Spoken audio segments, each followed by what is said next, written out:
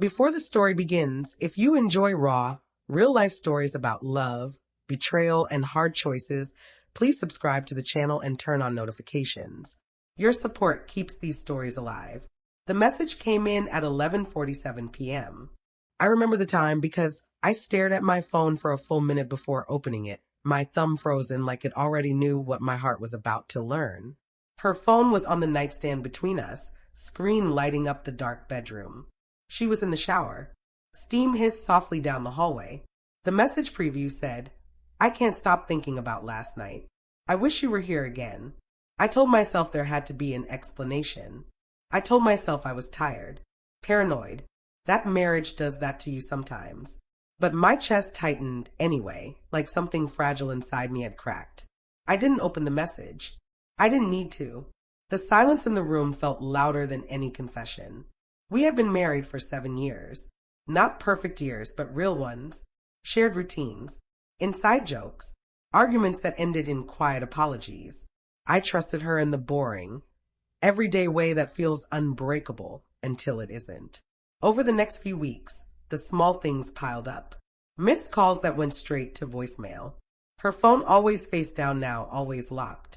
She laughed at texts she wouldn't share, then quickly tucked the phone away when she noticed me watching. "You're imagining things," she said once, smiling too fast. "Work is just stressful." I wanted to believe her. I really did. I hated the version of myself that counted minutes, that replayed conversations, that wondered if love could disappear without making a sound. But suspicion has a way of changing how you see everything, even memories. I remembered how she used to reach for my hand while driving. When had that stopped? I remembered how she used to tell me about her day in detail. Now her stories were vague, edited, like highlights missing entire chapters. One night, she came home late smelling like a different soap. Not bad, just unfamiliar. When I asked, she said she'd showered at the gym. I nodded, swallowed the questions. Each one felt like a small betrayal of myself. The truth didn't explode into my life. It leaked in. One afternoon, I borrowed her laptop to pay a bill. Her email was already open. I wasn't looking for anything. That's the part people never believe, but it's true. Then I saw a name I didn't recognize, followed by words that didn't belong to me. I hate lying to him, but I don't regret us. My hand started shaking. I scrolled, slowly, carefully, like the truth might bite if I moved too fast. There were weeks of messages, plans made casually, jokes, complaints about me, written like I was an inconvenience, not a husband. She talked about our marriage like it was already over, like I was just something in the way. What hurt most wasn't just that she cheated. It was how easy it seemed for her. Like it meant nothing. I sat there for a long time after I closed the laptop. The house felt unfamiliar, like I'd walked into someone else's life. Every object carried weight now. The couch where we watched movies. The kitchen where we danced while cooking. Were those moments real? Or just placeholders until something better came along? That night I didn't yell. I didn't accuse. I just asked, "Is there something you need to tell me?" She froze, just for a second, but it was enough. Her shoulders dropped. She sat down across from me, eyes already glossy, like she'd rehearsed this moment in her head.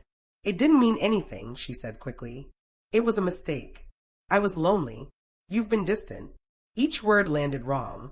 Not because they were lies, maybe some were true, but because they sounded like excuses wearing remorse. I asked how long. She told me. I asked if she loved him. She didn't answer right away. That pause was louder than any confession. "I don't know," she finally said, "but I never meant to hurt you." I looked at the woman I thought I knew and realized something terrifying. Love doesn't protect you from being hurt by the person you trust most. We talked for hours. She cried. I listened. I thought about forgiveness, about history, about the version of our future I had carried quietly for years. But something inside me had shifted. I realized I would always wonder, always check, always remember how easily she crossed the line and came home like nothing happened. Cheating wasn't just the act. It was the choice. And she chose it like it meant nothing. A week later, I packed a bag. Not dramatically, just enough clothes for a few days. She watched me from the doorway, silent, like she was waiting for me to change my mind. I still love you, she said. I know, I replied, but I love myself too. Ending the marriage wasn't a moment of strength. It was quiet, painful, necessary. Some nights I still wake up reaching for someone who isn't there. Some memories still hurt, but the heaviness is lifting.